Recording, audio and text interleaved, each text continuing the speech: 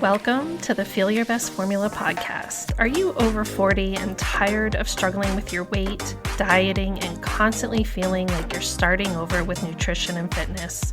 Do you wish you had more energy? Do you want to lose weight and finally keep it off for good? I'm Lil, a certified nutrition coach and former registered nurse. I too have been there, and at the age of 44, I decided I was done with fad diets and chasing a lower number on the scale. I was so tired of constantly starting over and wondering why I couldn't get lasting results. I became a nutrition coach and created the Feel Your Best formula for women who want to build muscle, lose fat, and keep it off for good. If you're ready to build a better relationship with food, the scale, and your body, let's build your formula for feeling your best. If you're new here, make sure to check the episode details for the link to my newbie starter guide. You'll receive an email straight to your inbox with everything you need to start building your Feel Your Best formula. I'm so glad you're here. Now let's dive into today's episode.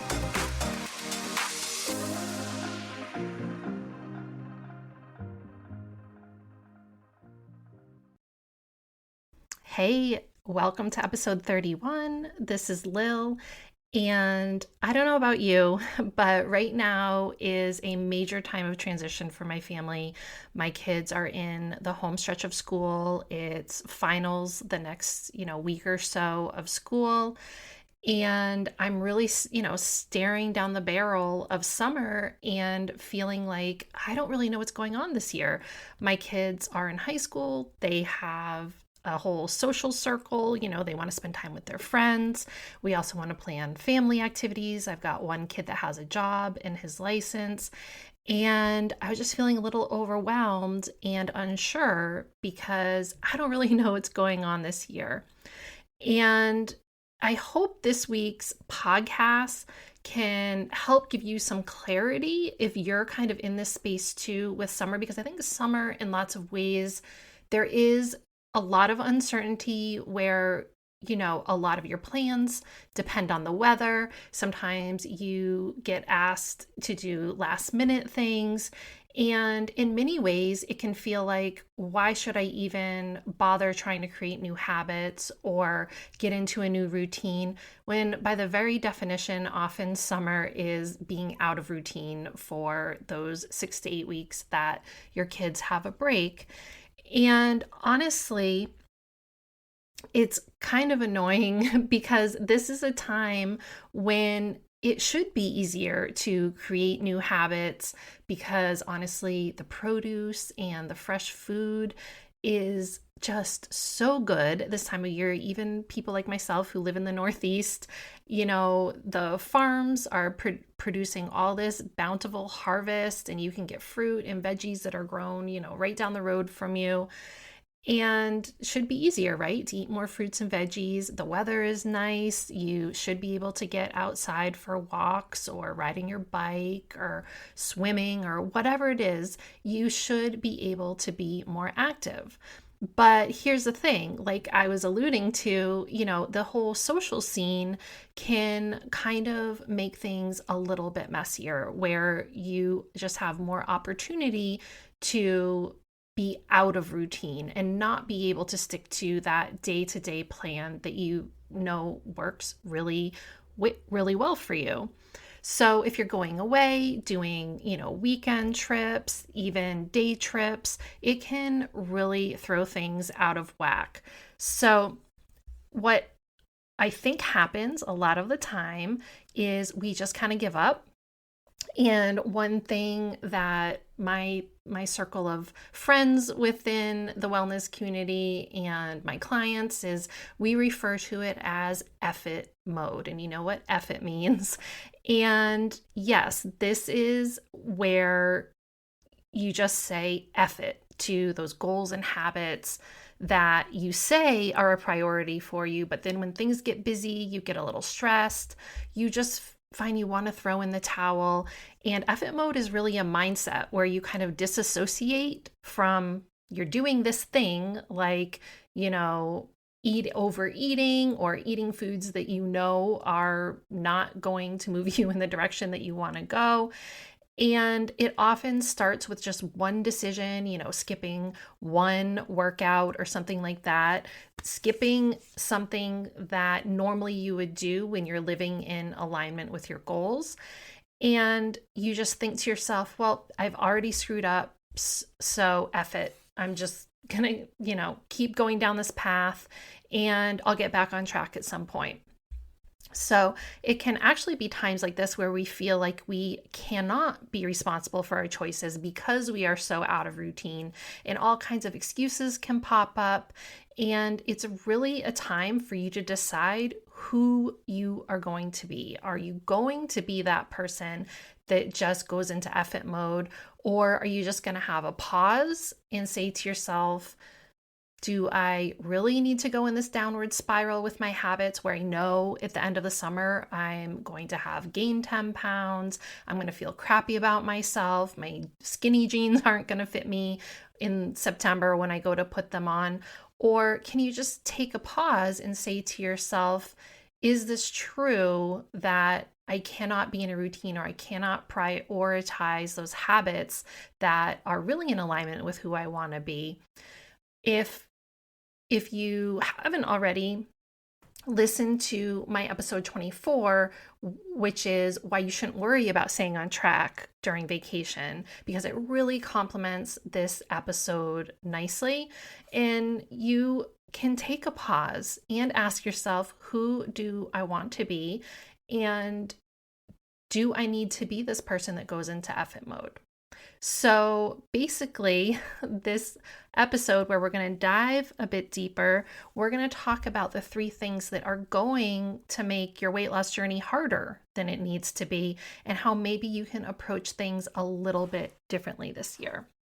Okay, so first off, the first thing we're going to talk about, very generally, mindset. Mindset is it's the foundation. It is how you make any sort of change. Is you have to get in that positive mindset first. But specifically, we're going to talk about that part of your mindset that you specifically need to be willing to get honest about your habits, and you need to be willing to see the gaps in your habits that are causing an outcome that you don't like, that makes you unhappy, whether that's weight gain, low energy, whatever. You know what I'm talking about when you just sit there and you go, how did this happen? How did I get this way? And if you think about it, it's probably because you have not been honest about what you've been doing. You haven't been paying attention. You've just kind of been letting yourself do what you want to do and not even thinking about it. I talk about tracking all the time on here, all the time on my social media, but this is a big issue where I see so many of you saying you don't understand why you're gaining weight, and you don't understand why you feel so lousy and why you're so tired all the time. But the bottom line is you've got to get honest about what you're actually doing. And most of the time, we are our own worst enemy and have this huge blind spot when it comes to seeing how our actions are creating our results. So if you're avoiding being honest and you're avoiding tracking your food, tracking how much you're moving your body, tracking your workouts, tracking your sleep, if you're avoiding all these things, you're not willing to be honest about it, and you don't have the mindset to really take control and see that connection between your actions and your results. If you're not willing to actually track those habits, then you've really got to take a look at your relationship with food, your relationship with the scale, and your relationship with your body. When you have a good relationship with these 3 things, tracking and holding yourself accountable and being honest is not scary. And this is exactly why in my one-to-one coaching, the very first thing we do is work on your relationship with food. If you're someone who finds yourself constantly all in or all out with your habits and trying to stick to restrictive restrictive dieting and food rules when life is easy, but then going totally off the rails on holidays, vacations, summer, or times of stress, then you probably need to work on your relationship with food. So if your mindset is to go into effort mode and say you'll just get back on track when it's convenient, when things slow down, it's like, you said these things, then it's not a mindset that's going to serve you in the long term. And at the end of the day, you have to decide who you are and feel empowered to make decisions that are in alignment with who you want to be. You don't want to be the person who on the first day of school goes back to put on your skinny jeans and run some errands and realizes that you don't fit into any of your fall clothes, right? So I had a recent session with a client where she was asking me, we're planning for her long-term goals, and she was just asking how she should plan for eating at events when she's in fat loss mode, because she's not there yet, but we're working towards it. And it was really, she was looking for specific rules, like for me to say, oh, you should just pack your food in a cooler and only ever bring the foods that you have meal prepped, or maybe, oh, just don't eat anything when you go, eat before or eat after or something. And instead of giving her these restrictive rules, we talked about how much easier it will be to rationally look at each situation and create a plan that's flexible and works best for that particular situation. Say, if you're going to a restaurant, how about we look at the menu ahead of time and you make the decision of exactly what you're going to eat when you go there. And if you're going to a conference where you don't know what the food is, we know how to prioritize certain foods, and you just track it and you do your best and forget the rest, instead of living by these extremely restrictive rules that at the end of the day give you that all in or all out mentality. And having the mindset that you have to follow restrictive blanket rules in order to be successful really just welcomes that effort mode. And instead, knowing how to make choices and knowing how to set yourself up for success in any situation so that you can enjoy yourself is just so much more effective. And by success, I just want to be clear, I don't mean perfection. You're not going to, every day is not going to be perfect. And I hate that diet culture has really ingrained that in us, that if we fall off the wagon, there's no wagon and you did not fall off of it and you don't need to climb back onto it. You just need to understand how the food that you're eating is nourishing your body and learn how to make the best decision for the goals that you have. That's really all it is. And you're going to have a much better relationship with food and your body when you start understanding that. So if you view your healthy habits, that is something that is preventing you from enjoying life, then you've got to work on that mindset. Because if you're going into your summer and you're thinking to yourself oh my gosh, it's going to be such a hassle and so boring and la la la la la to try and eat healthy, so I'm just not even going to try it and I'm just going to go into effort mode all summer, then that's going to lead you in a direction where you're going to be really unhappy with that choice down the road. And instead, I really encourage you to work on your mindset, to be honest about what your habits are and honest about who you really want to be, so that you don't end up in that space where you have regrets. Okay, now we're going to move on to number 2. And we really need to talk about sleep because if you have crappy sleep, this is going to carry over into your ability to stick to your eating goals and get your workouts in. And it's really kind of going to make it so much harder for you to stick to your goals. I really believe that aiming for a minimum of 7 hours of sleep, and I know, let me just put in a little asterisk here. I know there's times in your life where getting 7 hours of sleep is just not possible. One of my best friends has an infant who's teething right now, and she is not getting 7 hours of sleep, but it's just a phase. And, it's something that she's working towards, and she's taking naps and she's trying to get as much sleep as she possibly can. But if you're someone who is in a phase of your life where it is perfectly reasonable for you to work on getting sleep, then it is definitely something you need to prioritize. If you're staying up late, binging shows on Netflix, or doom scrolling, or you're having a lot of anxiety, um, or another thing that's really common is falling asleep and waking up in the middle of the night and not being able to fall back asleep, which disrupts your sleep and your overall rest, then working on your sleep should be an absolute priority. I do personally think that anxiety, for me, I know it disrupts my sleep. And I know that so many of you, like everyone these days, we just feel anxious and have so many things that we're worrying about all the time. And it really, really can affect your sleep. So, if you're not in one of those acute situations where it just isn't possible for you to work on your sleep, I would say that above and beyond listening to this episode, I do have a blog post on creating a bedtime routine that is conducive to getting better sleep. It's something that I actively worked on for a long time. And I will tell you now that I do sleep so much better most of the time. It just changes everything for you, and it's something you can change. I know that's very easy to feel like you're a victim and, oh, I can't do this, I can't do that, it's impossible for me to change. Well, yeah, it is impossible to change if that's your attitude about it, but if you really make it a priority, then you can absolutely make change. So like I said, if you're staying up late, doom scrolling, watching shows or whatever, like put on your big girl pants and create some boundaries for yourself around sleep. And I'm sure you've heard all those tips like avoiding caffeine after 2 p.m., sleeping in a cool room, not being on devices.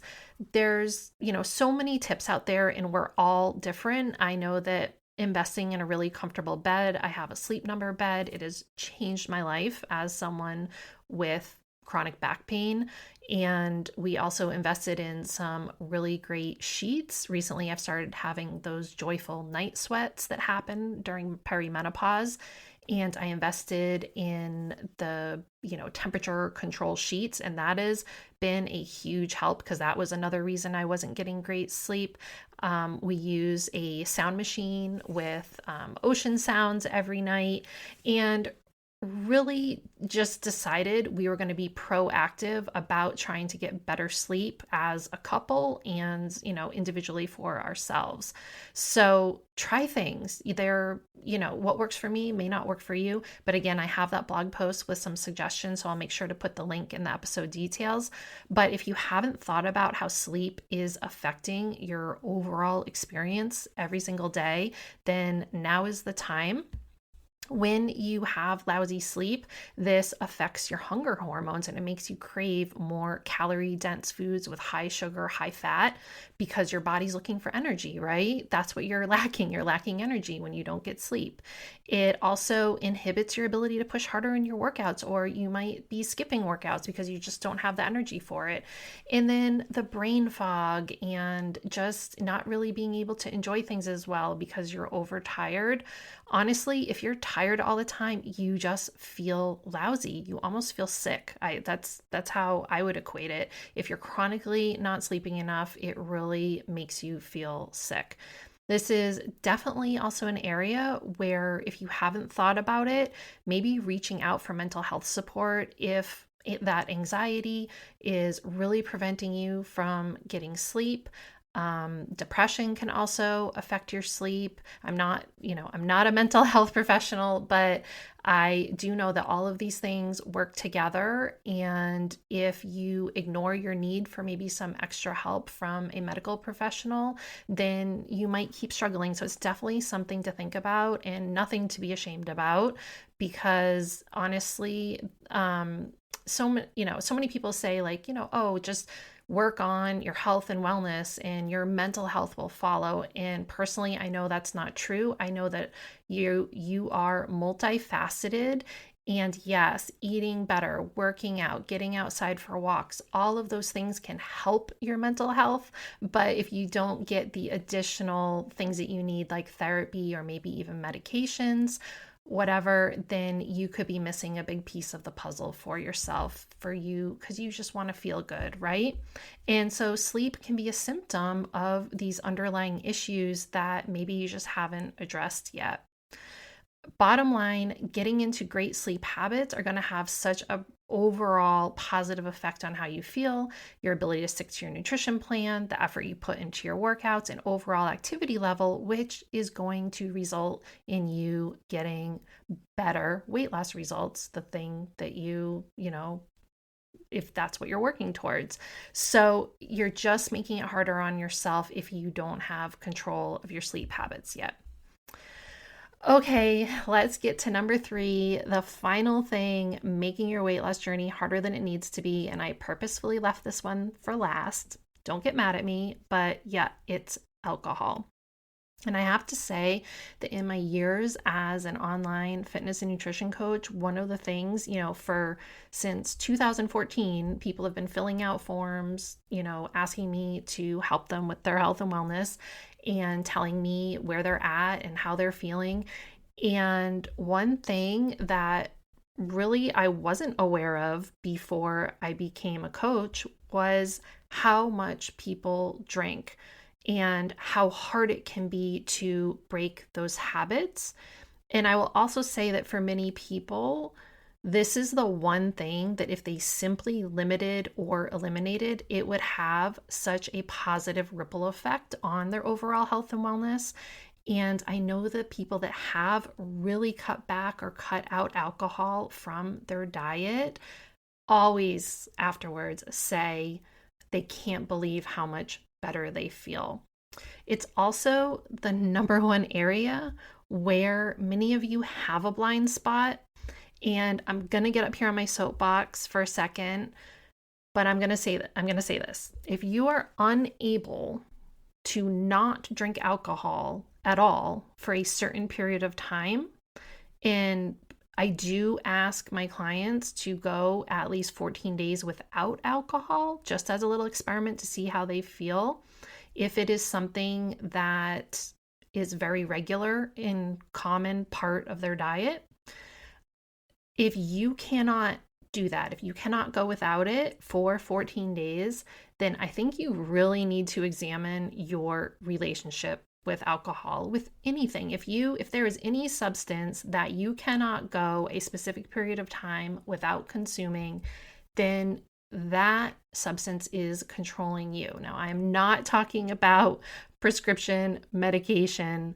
I have many people I love in my life who take prescription medications that literally keep them alive. That is not this. These are substances that you cannot control yourself from consuming. And I would say prescription medication, unless it's an opiate or something like that, it's not something that people even want to take. My husband takes a blood thinner since his stroke, and he isn't sitting there every day jonesing for his blood thinner. So he has to take that, but you don't have to drink alcohol. Like, there are no proven benefits of alcohol. Studies have disproven the whole thing that, drinking a glass of red wine every day has cardiovascular benefits. Studies have actually shown that that is incorrect. So you are not missing out on anything by not drinking for 14 days. Okay? So I'm going to get off my soapbox, but I just wanted to put that in there that if you literally cannot go without it, then maybe you need to kind of investigate what your relationship is like with that substance. And honestly, I'm shocked at how many fitness coaches, gurus out there, they'll preach to you about don't eat gluten, don't eat dairy, don't eat refined sugar, but then they're sitting there telling you it's fine to include alcohol in your diet. I mean, please make that make sense. Foods containing gluten, dairy, and refined sugar actually do provide your body with nutrients and, at the very minimum, energy. But here's the thing. Alcohol has 7 calories per gram, okay? But here's the kicker. Your body doesn't actually metabolize it in a way that provides your body with energy. The only foods that provide your body with calories that are usable of energy are carbs, proteins, and fats. Those are your macronutrients. So, alcohol is kind of its own macronutrient in that it has calories, but your body cannot use it for energy. And since alcohol is literally a toxin, when your body is busy processing the toxins and eliminating it from your system, it's simultaneously unable to adequately process the macronutrients, the carbs, fats, and proteins that you consume. Does this make sense? So it's kind of like a double whammy. When we consume alcohol, it travels to our liver to be metabolized, meaning processed, and the alcohol gets broken down into ethanol. So ethanol, when you go to pump gas in your car and it tells you what percentage of ethanol is in the gasoline, yes, ethanol is the same thing that's in gasoline, and it's extremely toxic. So the body prioritizes getting that ethanol in out of your system. It's like, get this out of me. This is toxic. And it really prioritizes just doing that. So alcohol disrupts the other metabolic pathways that are responsible for energy production because it temporarily pauses those things to rid your body of the ethanol. To digest and break down carbohydrates and fats for energy, you need certain molecules, and alcohol limits the body's ability to burn the carbohydrates and fatty acids because it takes up those molecules that are needed and it decreases their availability to do those other things. Okay, so remember how we said the ethanol is like all of this is very toxic. Well, it's going to prioritize all this, and literally your energy system is being overtaken by the alcohol metabolism, and the actual macronutrients that you're eating aren't even being used properly. And what do you think? They still contain calories. What do you think is the easiest thing for your body to do with it? That's right, it's to just store it as fat. So when people that drink a lot and they gain a lot of weight, or maybe that's you, this is why. And you know what else happens? It's just like all these things that are not good. Alcohol metabolism also inhibits muscle protein synthesis. So if you're trying to build muscle during your workouts and then you're drinking regularly, you're really not doing yourself any favors. You're just making it harder for your body to build and maintain muscle. So that's just some of the physical effects of alcohol, but let's also talk about how alcohol can affect your ability to stay true to your goals. Because remember, the whole point of this episode is the three things are you're just making things harder on yourself, okay? So a couple drinks in, what are you doing? You're ordering nachos, you're ordering buffalo wings, more drinks, and before you know it, you're eating and drinking an entire day's worth of calories in one sitting. Tell me you don't know how that happens. Like it lets down your inhibitions, right? That's why you drink. You want to relax. You don't want to be as uptight, whatever. And your decision making skills become slightly impaired. So even though you may go into a social setting solid in your habit goals, you're like, this is what I'm going to do. I'm just going to have my one glass of wine. I'm going to have a glass of water after it or whatever. Sometimes you're a few drinks in and then you forget about that intention that you originally had. And drinking, that's what it does. Drinking makes you not so great at making decisions. And then a night of drinking can then affect your sleep quality. So you're not going to sleep as great. And we already talked about how important sleep is. And it can carry over into the morning and prevent you from feeling like getting a workout in, where it's just this one long ripple effect that you kind of have to work yourself back from. And do you see what I'm saying about you're just making it harder on yourself? So I'm not saying you can't drink at all, but if what I've told you here about how your body metabolizes alcohol and how it affects your ability to metabolize real food, and if you weren't even aware that that was how things worked in your body, well, now you know. Now you know that alcohol gets in the way of your body nourishing itself, right? Your goal when you eat food is to nourish your body. And so if you're drinking alcohol, you are literally preventing your body from being nourished. So it's literally the definition of empty calories. And You can see how it can affect your ability to stick to wise food choices. It can carry over into poor sleep and lack of motivation for workouts. So just asking yourself, what do you really want? Are you willing to prioritize your nutrition and fitness over your alcohol? Are you willing to see how your alcohol consumption could be the reason the scale is going up, even though you don't feel like you're doing things differently? You could eat quote unquote perfectly Monday, Tuesday, Wednesday, Thursday, and then Friday night you're going out for drinks after work. Saturday night you're going out for date night and drinking an entire bottle of wine, and Sunday you're watching the game and having a bunch of beers, and that adds up to thousands of calories, literally. So whether you're just having a glass of wine or an entire bottle of wine at night, it can have a huge effect on your ability to lose weight. And honestly, if you're in a fat loss phase or even planning on getting into a fat loss phase at some point, I would definitely recommend eliminating alcohol altogether during that time. There just isn't room for it if you're going to stay full and satisfied within your calorie deficit. Okay, so let's review the 3 things making weight loss harder than it needs to be. Is number 1, your mindset, your willingness to be honest about your current habits. And if your mindset isn't allowing you to see that what you're actually doing is not moving you in the right direction, then it's time to shift that mindset and be willing to be honest. Repair that relationship with food, repair that relationship with your body, repair that relationship with the scale. Number 2, sleep. You got to get that sleep and you got to make it a priority. Number 3, alcohol. To me, honestly, out of these 3 things, I think the mindset part is the hardest work to do. The sleep can be kind of difficult, again, depending on certain environmental factors and health and wellness factors. But the alcohol, this should be the easiest. And if you aren't willing to give up alcohol for even a limited amount of time, then I would say you might not be as committed to your goals as you think you are. And if you're just trying to constantly fit alcohol in, then ask yourself why that is. And I know some people out there would disagree with me and they feel like absolutely there is a way to include alcohol in overall healthy lifestyle.